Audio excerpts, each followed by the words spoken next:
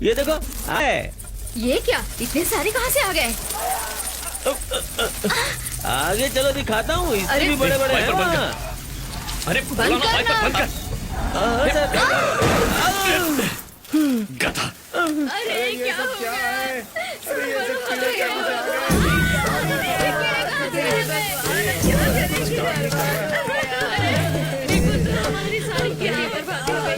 बाजी आप ही पूछ रही थी ना, खुद ही आंखों से देख लो।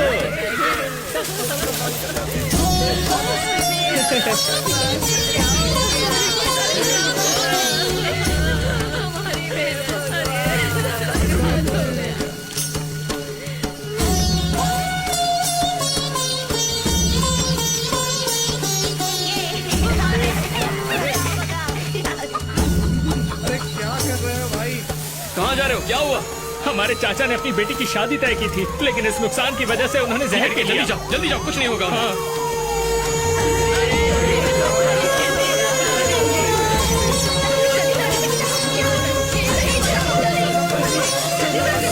It's too early to say anything. मुझे थोड़ा टाइम चाहिए। ये कैसे कीड़े हैं, इन्हें कैसे खत्म करना है, रिसर्च के बाद बता पाऊंगा। प्लीज मुझे अपना काम करने दीजिए, प्लीज। अभी कुछ नहीं कर सकता मैं। प्लीज आप मुझे बताइए किस तरह से कीड़े।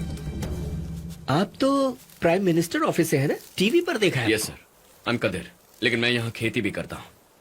I am Satendra, entomologist. ये एक तरह के टिड्डे हैं जो अफ्रीका के मेडागास्कर में पाए जाते हैं। झुंड में लाखों में आने की वजह से हम इन्हें लोकस्ट कहते हैं। इंडिया में ऐसे कीड़ों ने पहली बार अटैक किया है। सर, हम इन्हें कंट्रोल कैसे कर सकते हैं? यहाँ के किसान ऑर्गेनिक तरीके से फसल को बचाने के लिए नीम का छिड़काव करते हैं ना। हाँ सर। जरा उस नीम के पेड़ की तरफ देखिए। कुछ भी करने से ये शांत नहीं होने वाले। 2-3 दिन में ये खुद ही मर जाएंगे, दोबारा नहीं दिखेंगे। लेकिन सर, फिर इनके बच्चे या अंडे? चिंता की वो तो- कोई बात नहीं है। क्या कह रहे हैं? हमने पूरे गांव से कई सारे सैंपल्स कलेक्ट किए हैं और उनमें से एक भी फीमेल कीड़ा नहीं है। ये सोचकर हम भी दंग रह गए। Sir, what do you mean? मतलब ये विनाश का कारण सिर्फ ये मेल कीड़े ही है। लुक एट दिस सबजेनेटल फकुला। पर सर, सबके सब मेल्स कैसे हो सकते हैं? ये क्वेश्चन आपका बहुत जोरदार है। मेल कीड़े हैं इसलिए बच गए। अगर फीमेल कीड़े भी होते तो अंडे देने के बाद इनकी तादाद और बढ़ती और ये कहर मचा देते, यू नो। सर, इसका नाम क्या है? दिस स्पीशीज कम्स अंडर सिलीफेरा गिलगेरिया। सॉरी, सिलीफेरा। सिलिफेरा। कदीर, सर, सिलीफेरा के बारे में कुछ जानते हो क्या? सिलिफेरा नॉट एग्जैक्टली सर, बट एक तरह के इंसेक्ट्स होते हैं।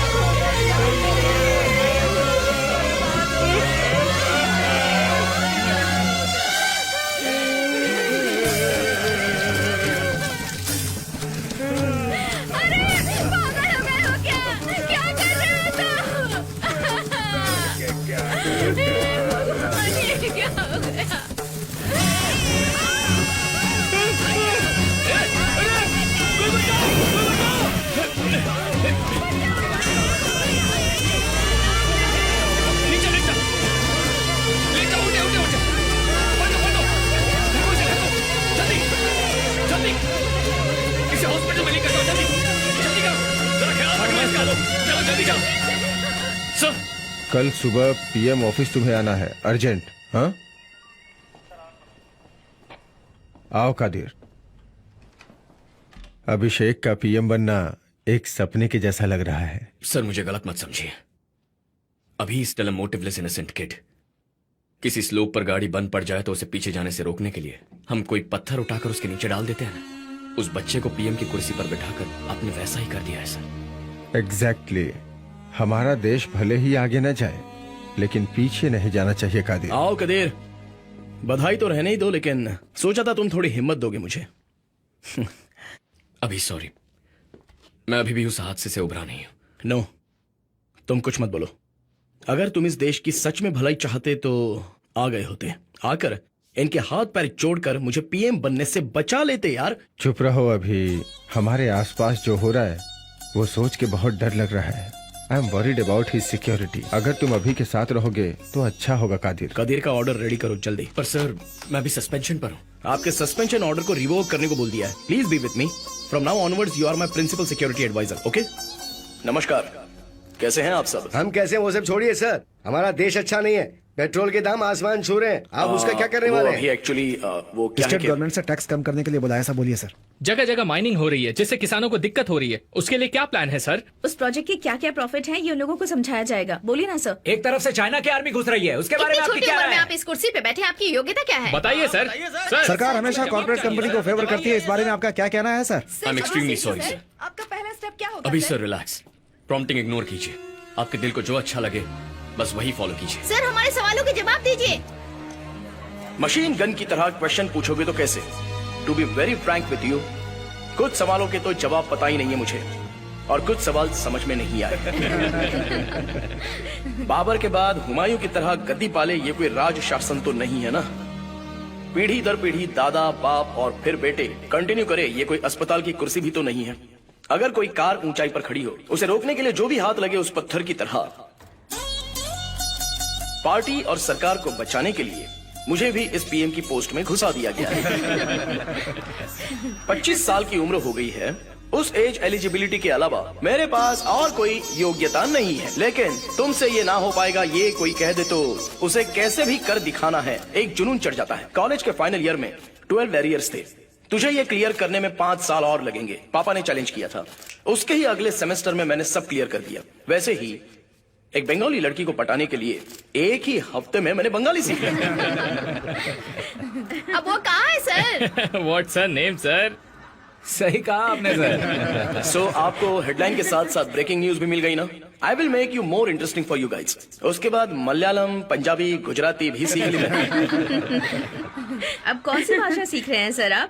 What's your mother tongue? Gujarati sir. Why? ये भी सीख ली समझो, है ना? ओके, जोक्स अपार्ट, ये खराब जड़ अपनी अच्छी पकड़ बनाएगी इस भरोसे के साथ इसे गाड़ा गया है। पकड़ अच्छी हुई है या नहीं है देखने के लिए रोज उसे खींचकर मत देखिए। मैं चंद्रकांत वर्मा की जड़ हूं, खराब नहीं होऊंगा। Please give me some time. जय हिंद।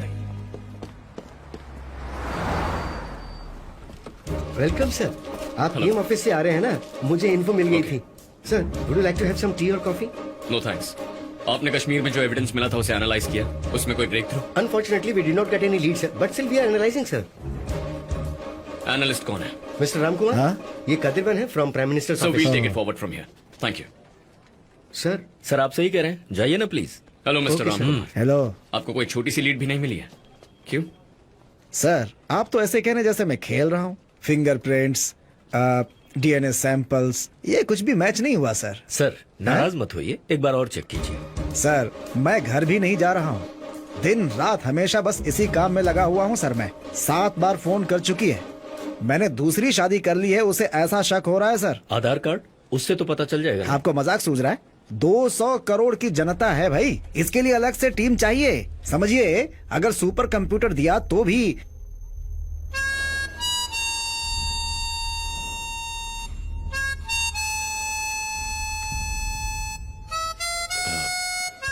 जो पोस्टिंग में लोग हैं उन्हें छोड़ो, जो रिटायर हो चुके हैं, जैसे आईबी, रॉ, एनएसजी, एसपीजी, इन सबको check और करो। वो यूनिफॉर्म पहना ब्लैक शीप भी तो हो सकता है। उसने यूनिफॉर्म पहना हो या नंगा हो, भाई वो सब कल देखेंगे ना।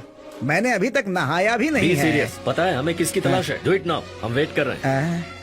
बीवी तो पक्का छोड़ेगी मुझे। कौन हो सकता है? हमें सीधा चैलेंज कर रहा है। यही तो हमारी मुश्किल है।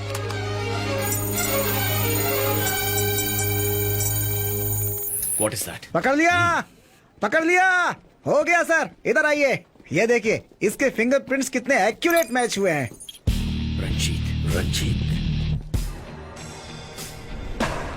रंजीत, जोसेफ और मैं, हम तीनों इंटेलिजेंस में साथ काम कर चुके हैं। मेरे सुपरविजन में मुझे और मेरे टीम के 5 लोगों को खुफिया ऑपरेशन के लिए पाकिस्तान भेजा गया था। हम वहां अलग अलग भेष में लोगों के बीच घुल मिल गए। हम 5 में से किसी को भी इंफॉर्मेशन मिलती तो उसे तुरंत शेयर कर लेते। तभी पाकिस्तान दिल्ली पर मास अटैक करने जा रहा था, ऐसा हमें पता चला। मैंने तुरंत उसकी डिटेल्स जोसेफ को भेज दी।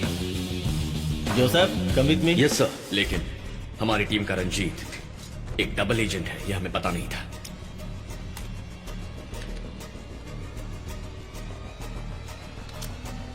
तुम यहाँ क्या कर रहे हो? स्टेपलर। हमारी लोकेशन, हमारी सारी डिटेल्स, पूरी इंफॉर्मेशन सिर्फ पैसों के लिए आईएसआई को बेच दी। उस इंफॉर्मेशन से अमीज खान ने हमारी टीम के 4 लोगों को मार दिया, लेकिन उन चारों ने अपना मुंह नहीं खोला और शहीद हो गए। कौन है तुम्हारा मुखिया?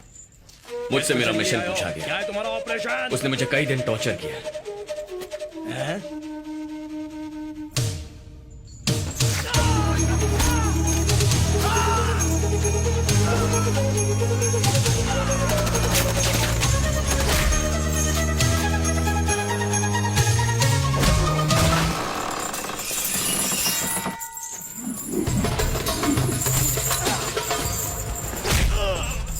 वहां से भागकर कई महीने में पाकिस्तान में गया, यहाँ वहां छुपता रहा। मेरे बारे में कोई खबर ना मिलने की वजह से डिपार्टमेंट ने मेरी फाइल क्लोज कर दी। एक दिन मेरी लोकेशन का पता लगाकर अमीज खान मेरे पीछे पड़ गया। उन लोगों से बचकर मैं इंडिया वापस आ गया।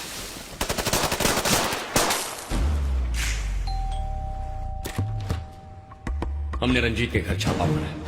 वहां तलाश करते हुए उसने हमें फंसाया। इससे जुड़े सारे कागजात, वॉइस नोट्स, डॉलर्स सब कुछ बरामद किए। उस प्रूफ के आधार पर हमने रंजीत को अरेस्ट कर लिया। देशद्रोही करार करके रंजीत को 6 साल की सजा सुनाई गई। तिहाड़ जेल भेजा गया। जाओ बेटा। बेइज्जती से उसकी बीवी शीला ने अपने बच्चे के साथ आत्महत्या कर ली। उसके बाद रंजीत की कोई खबर नहीं। जब जोसेफ उसके बारे में इन्वेस्टिगेट कर रहा था, तब पता चला कि 3 महीने पहले जेल से रिहा होकर वो अंडरग्राउंड होकर ये सब काम कर रहा है। मैंने उसे ट्रेस करने की कोशिश की, लेकिन पता नहीं चला। बस करो इस रंजीत की स्टोरी। जब देखो टेररिस्ट, बॉम्ब, डेथ, वायलेंस। कभी तो रोमांटिक मूड में आया करो। नॉट नाउ, अभी थोड़ा काम है। कादिर, चलो चलते हैं। कहाँ? कहीं लॉन्ग ड्राइव।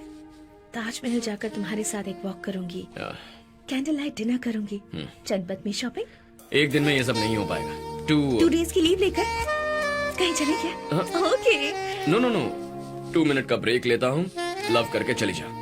2 मिनट दे रहे हो जैसे कोई नूडल तैयार करना है। तुम भी ना। जब देखो काम में बिजी रहते हो। बाय। तंजावुर जिले के हजारों किसान रैली निकालकर धरना दे रहे हैं। ये धरना क्यों दे रहे हैं, आइए उनसे ही पूछते हैं। ये धरना किस लिए है? पहले से ही हमारे जिले में माइनिंग करके ये निकाल रहे हैं, वो निकाल रहे हैं। कॉर्पोरेट कंपनी को हमारी जमीन देकर उस पर खुदाई करके हमारी मिट्टी, हमारी फसल सब कुछ बर्बाद कर दी। अब फिर से खोदना है बताकर ये महान कंपनी फिर से खुदाई शुरू कर रही है, और उसके लिए हमें डरा कर हमारी जमीन को खरीदा जा रहा है। लेकिन आज हम लोग शांत नहीं बैठेंगे। कंपनी के लोगों का कहना है कि अपनी जमीन आपने मर्जी से दी है। क्या ये सच है?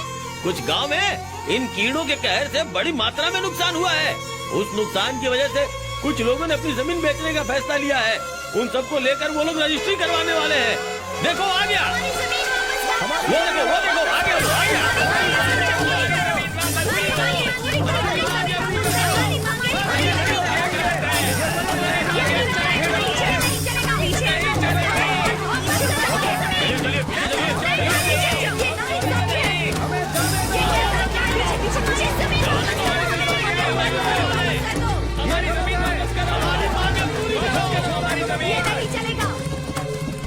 जमीन बेचने वाले यही लोग हैं सर। रजिस्ट्रेशन अभी तक क्यों नहीं हुआ? वो बात नहीं है सर। यहाँ पर हजारों किसान धरना दे रहे हैं सर। बड़ी प्रॉब्लम हो जाएगी। पुलिस फोर्स और चाहिए, मैनेज नहीं हो पाएगा। पुलिस वालों को बंदूकें दीपावली में चलाने के लिए दी हैं क्या?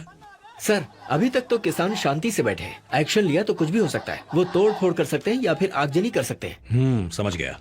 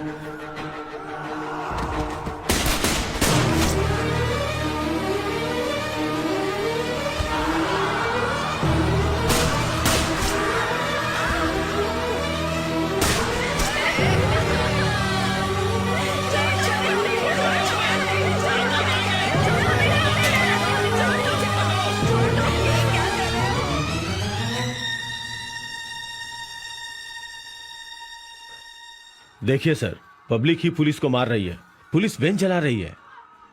तंजावुर जिले में माओवादी बढ़ते जा रहे हैं। बीज बोने वाले, नारियल छीलने वाले, प्राकृतिक खेती के नाम पर ऐसे लोग रह रहे हैं।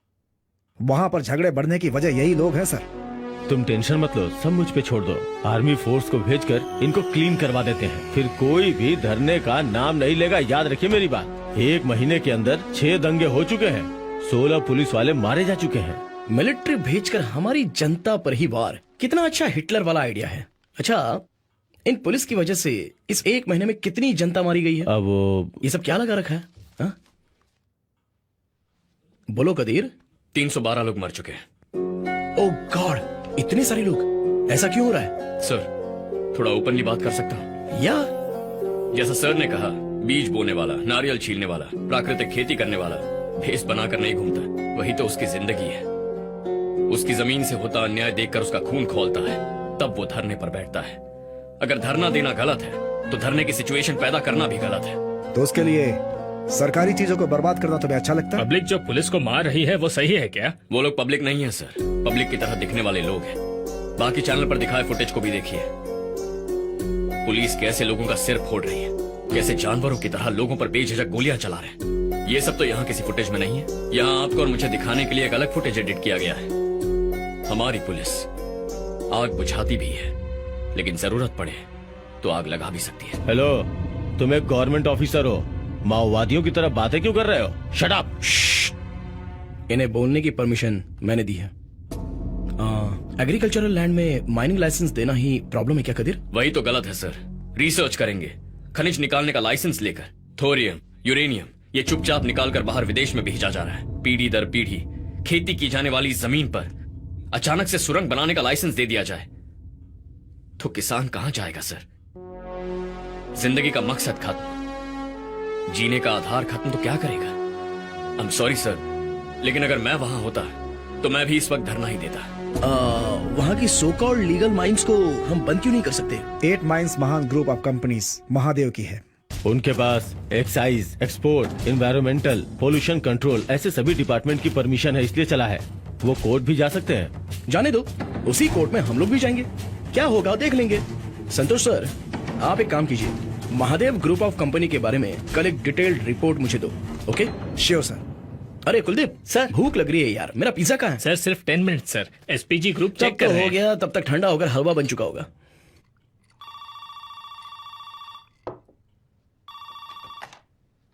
या सर, मिस्टर महादेव आए हैं। आपने उन्हें डायरेक्ट अपॉइंटमेंट दी है क्या? उन्हें अंदर भेज दो। अंकल, सॉरी अंकल, आप आ रहे हैं, मैं तो भूल ही गया था, सॉरी। No worries. कैसे हो? प्राइम मिनिस्टर की कुर्सी कैसी है? बहुत गर्म है uncle. Come come, let's have a drink uncle. नहीं नहीं नहीं नहीं, मैं एक्सट्रीम गुस्से में होता हूं तब पीता हूं, या फिर एक्सट्रीम हैप्पी होता हूं तब। इस वक्त ऐसा कोई मूड नहीं। क्या अंकल, फिर क्यों ये मिडनाइट मीटिंग? अभी तंजावुर जिले में माइंस बंद करने के बारे में तुमने डिस्कस किया है क्या? ये सच है? This is unbelievable uncle. शाम की कैबिनेट मीटिंग में सीक्रेटली डिस्कस की गई बात आप तक पहुंच गई है। मतलब आपकी परछाई यहीं कहीं घूम रही है। पकड़ लूंगा अंकल, आपका वो आदमी कौन है, पकड़ लूंगा। अभी तब तो कैबिनेट पूरी खत्म ही हो जाएगी। इतने सारे स्पाई हैं तंजावुर के डेल्टा एरिया में। माइन से ज्यादा खेती जरूरी है ना अंकल? ऐसा बिल्कुल नहीं है, जिसमें हमारा फायदा हो वही जरूरी है। ये मीटिंग शेड्यूल में नहीं है, बिना एसपीजी को इन्फॉर्म किए कैसे हो सकती है? उस जमीन के नीचे जो चीज है वो हजारों सोने की सुरंग के बराबर है। तुम्हें उसकी वैल्यू पता नहीं। ठीक है अंकल, खेती की वैल्यू समझने वाला एक ही इंसान है, और वो भी तंजावुर का किसान। उन्हें भी बुला देता हूँ, उनसे ही बात कर लीजिए। तंजावुर का किसान? तो यहाँ वॉचमैन की नौकरी क्यों कर रहा है? हाँ, ये मेरे प्रिंसिपल सिक्योरिटी एडवाइजर हैं, कदेर। ओह, तंजावुर के किसान, गुड। 1 एकड़ जमीन की 50 साल बाद जो कीमत होगी, उससे भी ज्यादा मैं सिंगल पेमेंट में देने को तैयार हूँ। उसे लेने की बजाय दंगा करने वाला पागल ही होगा। वो पागल है या चालाक, लेकिन इतने पैसे देकर जमीन लेने वाला, वो तो पक्का पागल नहीं हो सकता। That is the point. Delta के खेत से पैदा होने वाले 1 क्विंटल अनाज की कीमत 2000 रुपए होगी, लेकिन उस जमीन के अंदर पैदा होने वाले थोरियम की कीमत विदेशी बाजारों में बहुत ज्यादा है। अभी अगर उसे अच्छे से प्रोसेस करें तो दुनिया में इंडिया को नंबर 1 एटॉमिक पावर बना सकते हैं। वो तुम्हारा लाइफ टाइम अचीवमेंट होगा। वाह, लेकिन बाकी पार्टी और ऑर्गेनाइजेशन तो इसके खिलाफ होगी ना अंकल? उन लोगों को तरह तरह के टेंशन देकर चुप करवा दूंगा।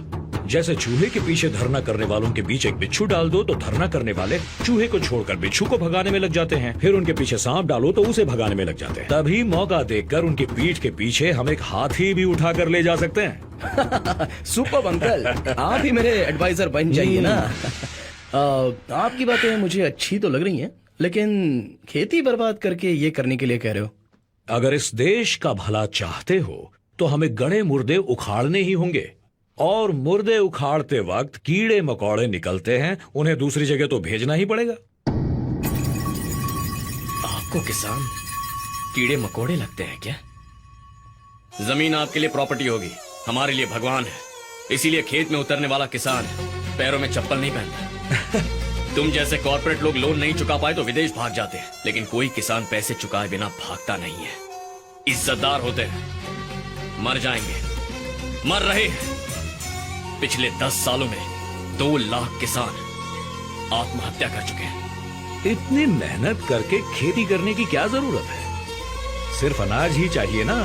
कर्नाटक से, उड़ीसा से, वियतनाम से, थाईलैंड से जहाज के जहाज मंगवा दूंगा। अभी इंडिया को सुपर पावर बना दूंगा और तुम्हें सुपर पीएम। किसान अपने राज्य को उजाड़ बनाकर इंडिया को सुपर पावर बना दोगे? कम ऑन अभी।